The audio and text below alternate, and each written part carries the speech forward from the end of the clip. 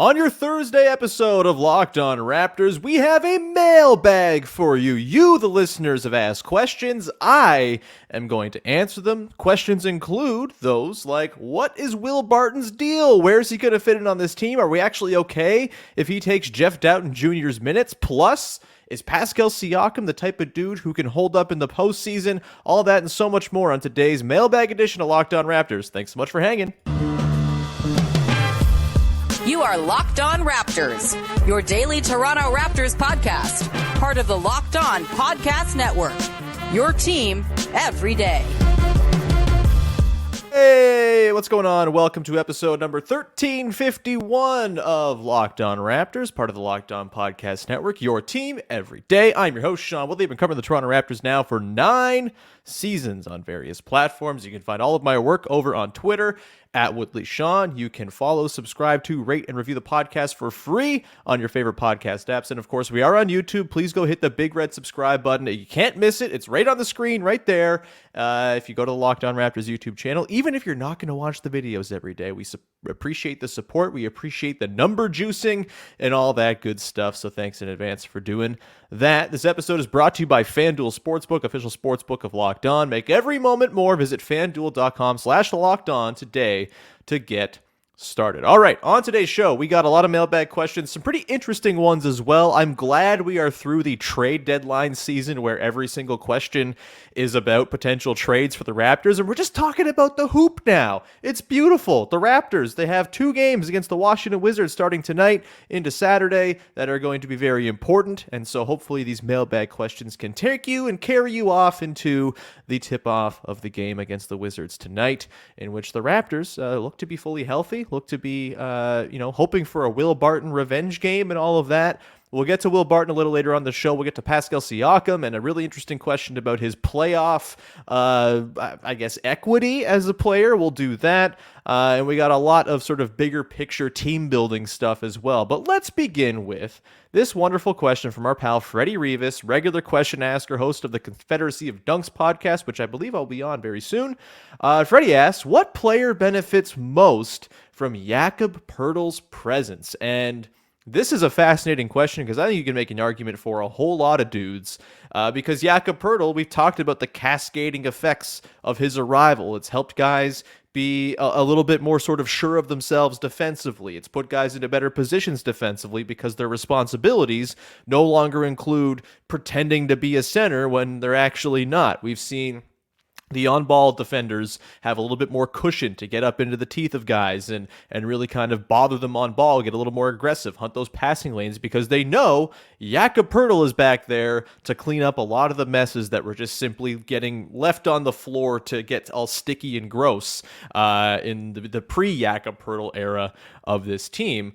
On offense, of course, he makes life easier by being an outlet in the pick and roll. He is a guy who can create a little offense himself from the elbows and the sort of short post area where he's picking out cutters, looking for passers, even kind of showing he's got a little bit of juice on his own post-ups as well with that gorgeous floater that he has. And that helps a lot of people as well. I think the answer here is Fred VanVleet, just because finally Fred VanVleet gets to flex his muscles as a playmaker. He gets to run pick and roll with Jakob Poeltl, and of course his biggest struggle this season, while his three-point shot's been, up and down for sure, his biggest struggle has been his on-ball defense, and that's less of a pronounced concern when there's not just a layup line behind him when guys do blow by him. He's obviously still a very good help defender. You get Jakob Poeltl in there to kind of be that line of resistance. Those dig downs from Fred are all the more effective now because there is that last line of defense. It gives time for those recovering rotations to come back and help. And I think offensively, it's just, we've seen it, right? I went through the numbers yesterday on the show. The Raptors have a plus 20 net rating, 121 offensive rating, 101 defensive rating with Jakob Poeltl and Fred VanVleet, that 2-man duo on the floor. They really play off of one another really nicely. And I think, I'll also take my cues on this one just from the way Fred has looked and smiled when asked about Jakob Poeltl since he came around. He just seems like he's relieved. He's excited to have a real big man to throw balls to, a real lob threat. Not so much a lob threat, but just like a big target on the roll. And so I think it's Fred. You could make an argument for OG Anunoby, I think, and that's maybe kind of a secret answer that no one would really come to first. But I do think, the threes that OG Anunoby should be getting as he kind of gets more ingratiated back into the offense as the Raptors get back to full health here. I think they should be very good threes. You have a lot of ball handling, a lot of swing actions that are going to lead to him having wide open corner threes. On defense, he is free to be as nasty and as aggressive as he wants to be because he has that backliner defense. He's not being asked as well to go and battle with big bruising centers as really the Raptors' best option strength-wise to go up against those big guys. I think he's going to be so happy when the Raptors play the Denver Nuggets in the next couple weeks here a couple times to not have to be the primary on Nikola Jokic as admirably as he's performed in that role in the past. So I think OG's a bit of a stealth answer here. Obviously, the burden on Pascal Siakam is less as well. In theory, the depth that Jakob Poeltl brings makes it so Pascal can play 34, 35 minutes as opposed to 41, 42 every single night. That might be an argument in Pascal's favor. Ultimately, I think it's Fred, but again, every single player on this team benefits from the arrival of Jakob Poeltl, and as does my general levels of hypertension as well, because it's much more relaxing and calming to watch a team play normal basketball than it is playing the scattershot weirdo ball they were playing before. Let's get to this next question here. This also comes from our pal Freddie Rivas, who is dominating the first segment once again. We had another question about this as well. I apologize. I don't know if I dropped it into my little queue here, but there were a couple questions. I think Blue Steel from Twitter also sent this question in. Freddie asks, are you good with Will Barton taking Malachi and Dowtin's minutes? So I'm totally fine if Malachi Flynn isn't playing minutes. That's for sure. Very all right with that. I think everybody knows my sort of belief level in Malachi Flynn being an NBA player. There's none, and so I'm not worried about him kind of being moved out of the rotation. It doesn't feel like he's in the long-term plans, despite the Raptors picking up his option for next year. They can wiggle around that, maybe move him in the offseason if he's not going to be part of the long-term plans here. I do understand if there are some gripes, though, if it's going to be Will Barton taking Jeff Dowtin's full complement of minutes. Dowtin's down with the 905, as is Koloko, as is Banton, as is Ron Harper Jr., which is, I'm glad to hear that. As kind of detailed yesterday by our friend Blake Murphy, who's got a great pulse in the 905. Those guys are going down. The Raptors are on the road. The 905 are at home, and so it's likely for the next couple weeks here at least that those guys are just going to get consistent regular run with 905, barring some sort of injury necessitating a call-up. And that's, I think, awesome for Koloko's development, for Banton, for Ron Harper. The Raptors have badly needed this sort of shadow core of talented players coming up to potentially fill in the gaps of guys maybe leaving or trade, possibilities, that type of stuff. The way the Raptors built that shadow core back in the day was through the 905, and we're finally seeing for the first time in a couple years some consistent run for some Raptors prospect types down with the 905. Again, I watched the Raptors 905 play against the Motor City Cruise in Detroit on Saturday in person. I was two rows behind the Raptors 905 bench.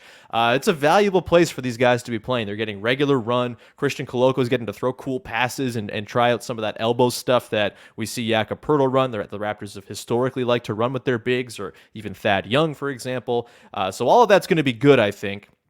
Dowtin, I think, is maybe a little more ready for NBA minutes than some of the other guys who were down there, and I wouldn't mind seeing Dowtin on the team just as a defensive option. Of course, the Raptors have struggled with really good guards in the past this season, and having Jeff Dowtin in there to be a bit of an ace in the hole, as it were, to go and guard those guys would be nice. That said, I don't know if he offers enough offensively right now where you're just lusting to have Jeff Dowtin on the floor for 25 minutes a game or anything like that. And if Will Barton can offer some offensive juice, then maybe that balances out the loss of the defensive acumen of Jeff Dowtin, who probably at full health with OG and Trent and Fred all back in the lineup isn't going to play a ton anyway.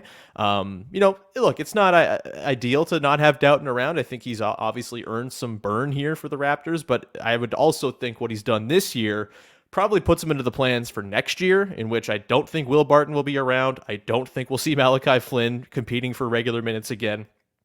And it might be that Jeff Dowtin can come into camp and really compete for, full-time backup minutes if he really, really wants to. And so I'm not too perturbed about it. I get why people might be disappointed to see less Dowtin, but the offensive juice, in theory, that Will Barton can offer is nice if he's able to kind of put together something resembling his past form. He was not at all good with the Wizards, but again, revenge game tonight.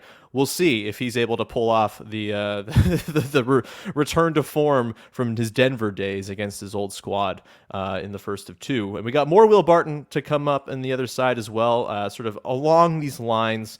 And, is he going to, offer more beyond just potential ninth man offensive punch? We'll get to that question. We also have questions about Fred VanVleet and Scottie Barnes, and there's sort of, there's synergy on the floor, who's going to create, who's not going to create, who's going to work off ball, that type of stuff. We will get to all of that in just 1 second. Before we do that, however, got to tell you about our dear friends over at FanDuel, the #1 sports book in North America. And right now is the perfect time to get in on the action. It is the stretch run of the NBA season. It's very exciting. The ball has been incredible over the last week or so, with guys rested and lots on the line standings-wise. And if you want to get in on the action as well, to drum up the excitement as well, FanDuel is the place to go, because new customers get a no-sweat first bet up to $1,000. That's bonus bets back if your first bet doesn't win. Just download the FanDuel Sportsbook app. It's safe, secure, and super easy to use. Then you can bet on everything from the money line to point scorers to three-pointers drained. You can also go and do my favorite thing, which is the same game parlay. You're watching one game, you want to juice up the action just a little bit. You can pick a few players and pick the over-under on points, rebounds, assists, whatever it might be, the score, who's going to win, the outcome. It's all available for you in the same game parlay, and it's a really nice way to drum up that excitement in a game where maybe you're just watching a couple teams for scoreboard watching reasons, and you want to get a little bit more joy out of a Hawks Heat game in late February or early March. That's there for you. Don't miss the chance to get your no sweat first bet up to $1,000 in bonus bets when you go to FanDuel.com/lockedon. That's FanDuel.com/lockedon to learn more. Make every moment more with FanDuel, an official sports betting partner of the NBA. All right, we continue on here with your mailbag episode here on a Thursday. Continuing on the Will Barton thread, Russo Man from YouTube sent this question in, and it's a good one, asking, let's see here, regarding Will Barton, is he just for scoring and veteran presence? Is it possible he was brought in as a model mentor for the development of Joe Wieskamp? Am I giving Wieskamp too much credit in management decision-making by even suggesting that as a factor? Thanks for the question, Russo Man. Nice to have a new question asker in the mix. I don't think that there's many lines to be drawn between Will Barton and Joe Wieskamp, honestly. Joe Wieskamp might be a guy. He's down in the 905 as well now, too. Going to get some extended run, hopefully kind of learning the system and getting a little more comfortable. He has seemed totally lost in the Raptors offense over the last couple appearances he's been in there. I saw him in the flesh in that Cleveland game, and boy, oh boy, that was one of the most I guess, non-NBA looking performances by an NBA player I've ever seen. It was really, really bad. Obviously, he's got some shooting acumen, and that's what they're going to try to, milk out of his time on the team, I would assume. I would guess they're going to work in a lot of stuff, or maybe he's working off of Christian Koloko at the elbow, get a little two-man action going, that type of stuff in the 905. Some of the stuff they might run for a Gary Trent Jr., for example, at the big club. Get that synergy between big club and 905 going for the first time in a while here. I don't know if Will Barton has much impact on the Joe Wieskamp thing. I don't even think they're very similar type players, right? Wieskamp's more of a catch-and-shoot guy. Will Barton has some offensive punch. He can get into the teeth of the defense, that type of thing, and also hit the threes that apparently I just learned yesterday. He's the all-time Denver Nuggets leader in three-pointers made, but there's a chance when the Raptors play the Nuggets next week that Jamal Murray could pass him on the night of, which is really weird and hilarious. I don't know. Anyway, fun side note. Back to the Will Barton thing. Ultimately, I don't think you can expect a ton from Will Barton here. Again, he was one of the worst rotation players by every metric in the entire NBA playing for the Wizards this season. If he comes in and chips in good 9th, 10th man minutes, I think that's you're kind of swimming in gravy at that point. Wouldn't I love to swim in gravy? That'd be nice. But I'm gross. I think, temper expectations on Will Barton, and certainly I wouldn't read too much into sort of grand developmental schemes being tied to the arrival of Will Barton, though his veteran presence, the fact that he's been around the block quite a bit, and that he seems like a guy people kind of like. All good reasons to have him around. Certainly, as buyout guys go, you could do a lot worse than Will Barton, I'm sure. Let's get to this really interesting question from Philly P, who asks, how confident are we in Pascal Siakam's ability to lead the team in the playoffs? This is a really interesting question. Of course, we've seen wide ranges of outcomes for Pascal in the playoffs before. He was fantastic as the third option on the championship season. I guess he was the second scoring option technically, but we know Kyle Lowry was the second best player and kind of the guy who drove things on that team. I certainly would say Pascal was the third best player. I might even say, honestly, like Marc Gasol was the third best player based on what he provided defensively, but still, Pascal Siakam, incredible. Not trying to denigrate him in any way. He was a massive part of the championship run. Him and Kawhi Leonard combined for the second most points by a duo ever, behind only Michael Jordan and Scottie Pippen in a playoff run. He was really freaking good. That was in a more sort of complimentary role, an opportunistic role, not creating so much for himself necessarily. We saw in the bubble against Boston, this was the nadir of his career. Defensively, he was outstanding, which should be said. He always brings defense at the very least. It's not like, think of the worst DeMar DeRozan playoff games where his offense was brutal and his defense remained awful, and so he became unplayable to the point that he was benched in a couple of situations. I think Game 3, for example, against the Cavs in 2018, a game that I had circling through my head as I sat in that arena in Cleveland on Sunday, feeling not so good about it and envisioning where OG Anunoby was when LeBron James hit that buzzer beater off glass. I digress. What am I saying? Pascal Siakam in the playoffs. I've lost my train of thought. He's, again, in that Celtics series, had the nadir of his career. Obviously was incredible defensively. They don't make it to Game 7 without his defense in that series, especially considering how much they went small and how much he was tasked as being that last line of defense for their defense. But offensively, it was a nightmare, posting up Jaylen Brown and Marcus Smart over and over again with the same result over and over again, the definition of insanity. That's what happened for Pascal Siakam in those playoffs. And I understand if you still have that series kind of embedded in your mind as like a bit of a warning sign of Pascal Siakam's playoff viability. I will then turn your attention to last season, where he was fantastic for the Raptors against the Sixers. 23-7, 6-1-1 on near 56% true shooting, which is very good for the playoffs for a lead guy who's got all the attention on him. Of course, the team was shorthanded. Gary Trent Jr. missed time. Fred VanVleet was totally broken and injured. Scottie Barnes missed a game or two. It was a really difficult circumstance for Pascal Siakam to operate in, and he was still outstanding for the better part of that series. I think he had like one down game, if I recall, but he also completely won them Game 5 and was outstanding. And so I think the reason I'm pretty optimistic about Pascal's sort of ability to carry over what he does into the playoffs is that he does it against really almost playoff-like defenses. He did it all down the stretch last season where they were without Fred VanVleet for long stretches, OG, Trent in and out. He was going up against defenses that were wholly selling out to stop Pascal Siakam, and he was still making it work. He was double-teamed among the likes of Luka Doncic and Giannis Antetokounmpo, among the most double-team players in the league, and the Raptors scored with blistering efficiency anytime that happened. I think it was like 1.2 points per possession. The number, I think, is burned into my brain at this point, the NBA court optics number, like 1.2 points per possession when Pascal Siakam was doubled last season.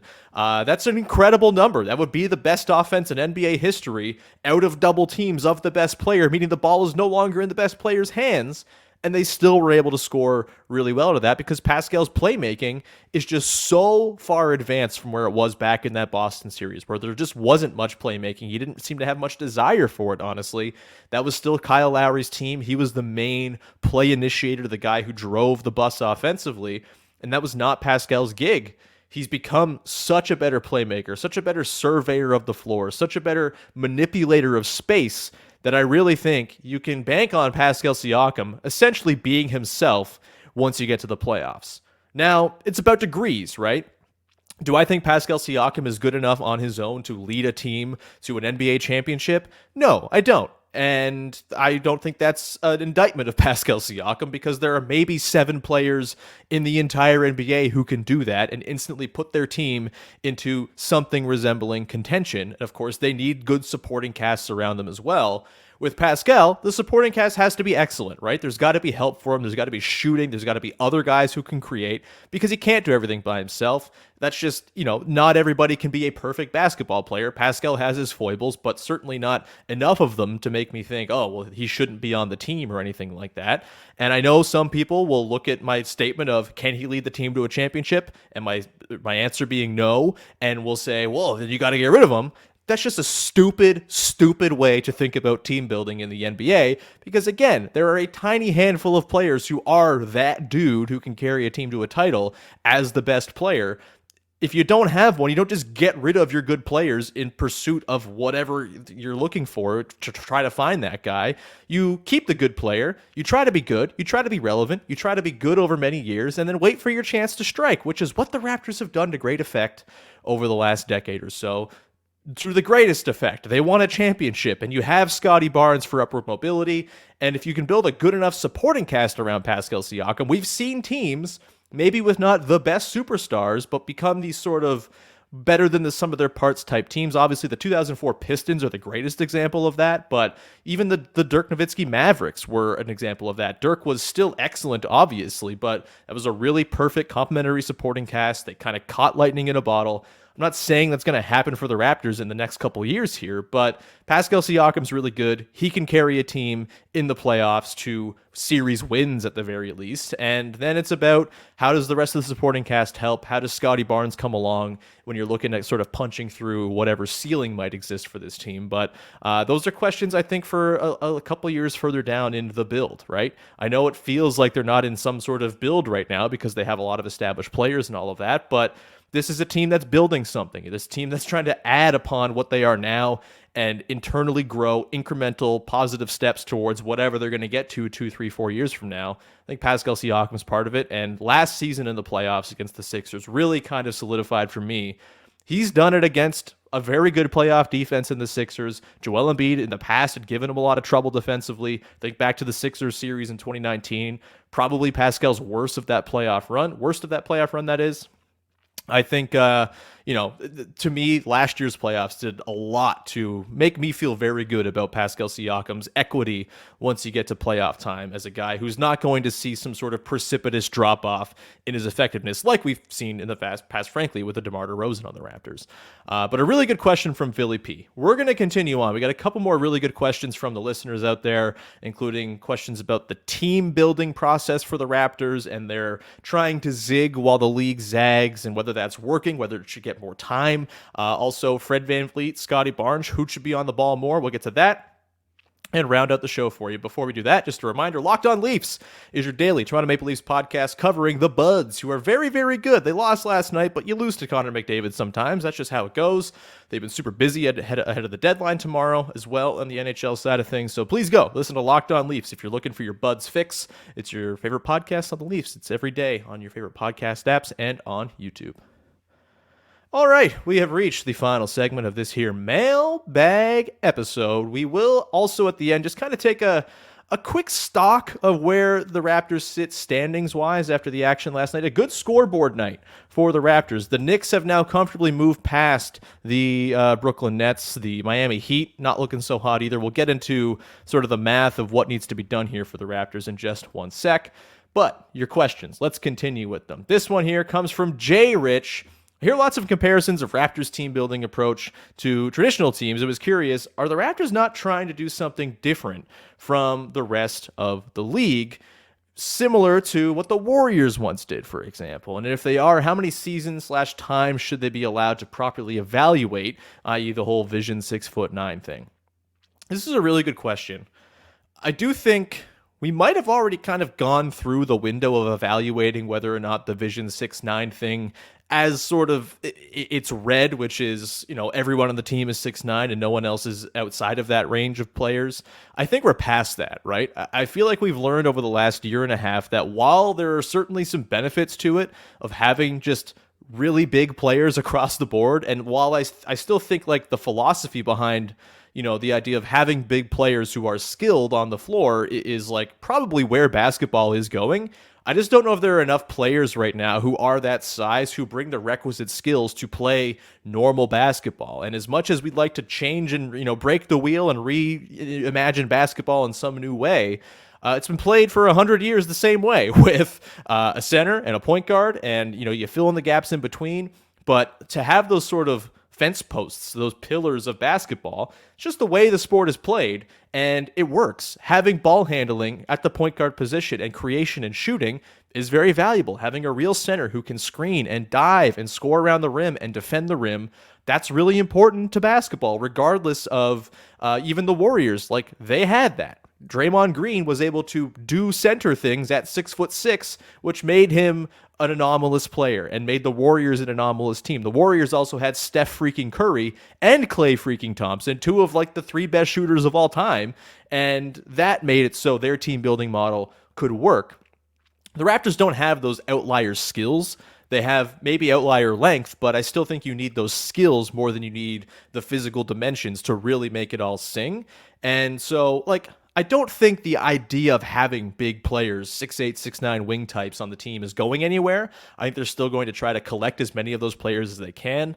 But I do think the move for Jakob Poeltl and sort of, I think the very clear reestablishment of how important Fred VanVleet is over this last little while kind of show that as much as the Raptors are trying something different or were trying something different, there are limitations to that just because the talent pool of players who are 6'8", 6'9", is limited, right? You only can get your hands on so many of those players, and only so many of those players have the skills you need to play proper basketball where the geometry of the floor makes sense, and players who have been playing basketball this way their entire lives know what's going on. I do think that's probably a big part of why it's been hard for the Raptors when they've gone with these smaller, wing heavy looks, is like, this is not a brand of basketball these dudes have ever played, right? They've played their entire lives traditional basketball style, and you throw this like a whole new blueprint at them, and like knowing where to stand becomes difficult. Knowing whose role is which becomes difficult.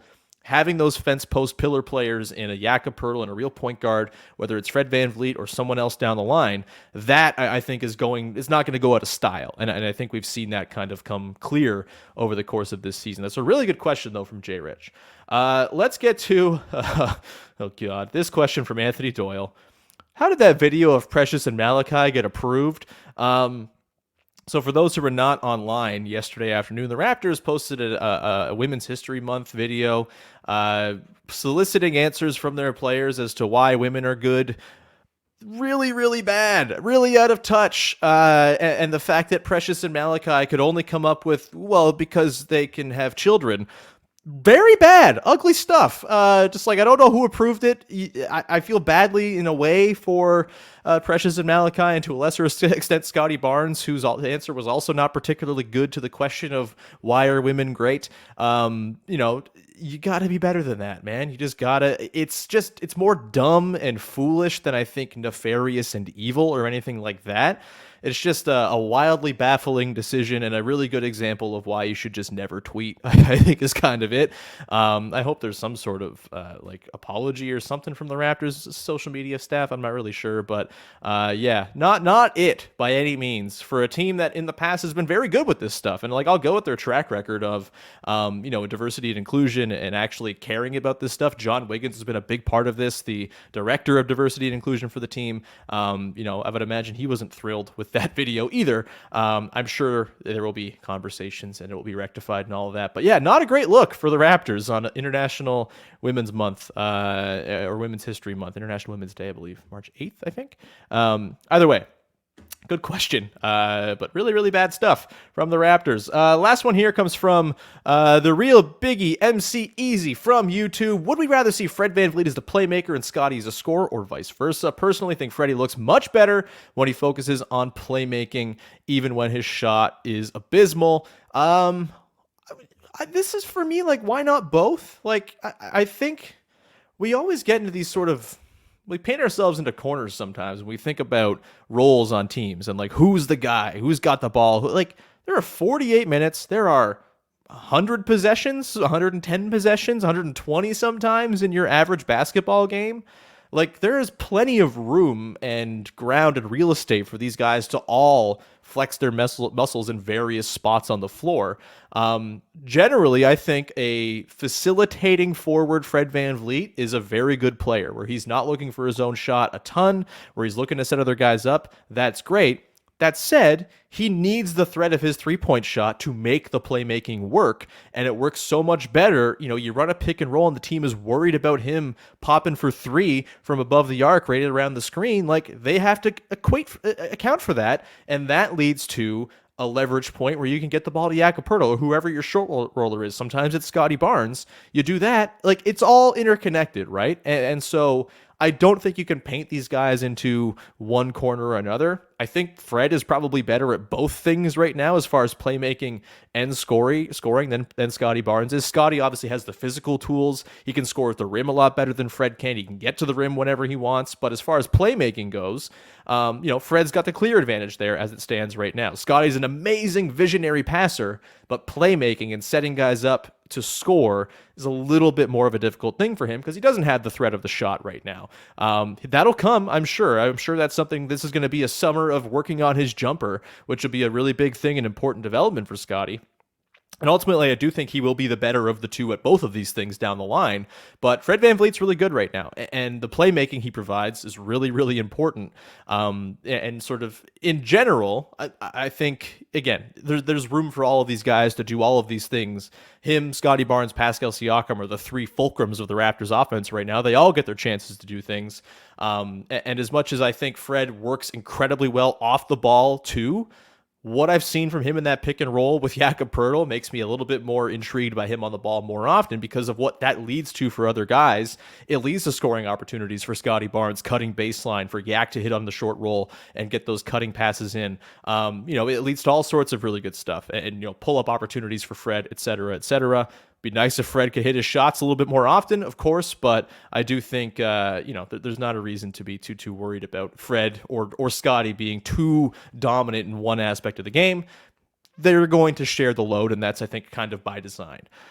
That's a lot of really good questions. Love what we got in here from the people. You guys are all amazing. Thank you so much for sending them in. If you want to get questions in for future episodes, just keep an eye out. I'll put prompts on YouTube in the comments the day before mailbag shows. A few people got their questions in that way. Also on Twitter. You can also send me a DM as well, as our pal Jay Rich did, and I'll always bookmark it for the next show. Thanks as always for sending those questions in.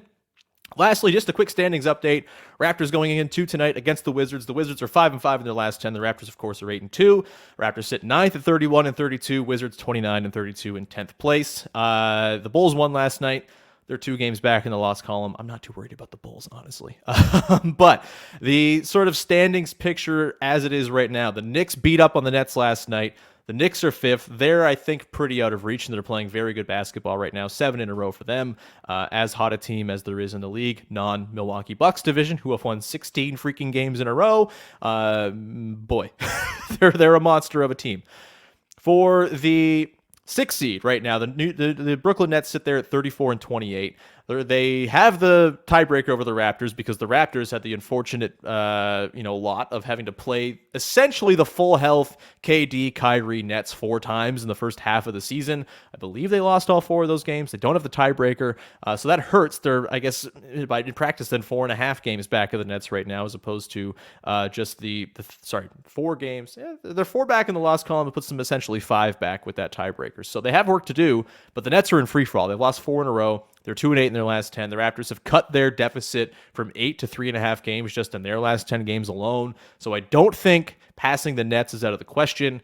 The Heat, however, right now to me feel like the favorites for that 6th seed, and that's going to be a tough one to track down just because they have those wins banked. They're 2 games up in the loss column on the Raptors right now. The Raptors play them one more time this year, but as it sits right now, if the Raptors can just kind of take care of business against the Wizards here and then, do what they can against the Lakers, Clippers, Nuggets on their road trip, I do think the 6th seed is not out of the question here. I know the strength of schedule says the Raptors have a hard schedule. I don't buy strength of schedule really as a metric right now because every team is I think it's 17 of the 30 teams are within 3 or 4 games of 500. You have some really bad teams, sure, but everyone kind of loads up on those teams, and it kind of all comes out in the wash to me. The Raptors have had their time to play the bad teams. Everyone else will have their time to play the bad teams. And I just you don't know who's going to be available night to night. LeBron's going to be out for the Lakers. The strength of schedule doesn't mean as much to me because of the nature of guys being in another lineup and just the sort of clustered, parity-ridden nature of the league. Not so worried about the strength of schedule being a hindrance to the Raptors, but certainly the fact that they have 2 and 4 games to make up in the loss column on both the Nets and Heat, not to mention the Hawks, who they're 1 game back of right now, half a game back of. They can move into a tie, I guess, win percentage-wise with a win tonight, barring pending what the Hawks result is. But no, the 6th seed is on the table is kind of my point to this little addendum to the podcast. And I look forward to the push for it as much as everyone's sick and tired of, being in the middle, as it were. This should be a lot of fun if they can make this run and make a real push for it, because I don't think it's all that unlikely with how bad the Nets are sliding right now. And we like to hang on to hope here, don't we? We're going to wrap it there. Thank you so much for tuning in. We'll be back again tomorrow to break down the Raptors and Wizards, first of 2 games between those teams, and round out your week. In the meantime, thank you so much for tuning in, and we will talk to you again. Go check out Locked On Leafs as well while you're at it. You can go make it your first listen of the day, or second listen of the day. We're the first, obviously, but go make Locked On Leafs your second listen. And if you're an NHL fan, tons of great Locked On NHL coverage of the trade deadline. It's been a mad trade deadline, NBA-level trade deadline, I might even say. It's been pretty awesome. No Kevin Durant-level trades, but plenty of good players on the move. And if you want it all broken down, Locked On NHL is the place to go check it out, wherever you get your podcasts and on YouTube. We'll leave it there. Talk to you Friday. Enjoy Raptors Wizards. Bye-bye.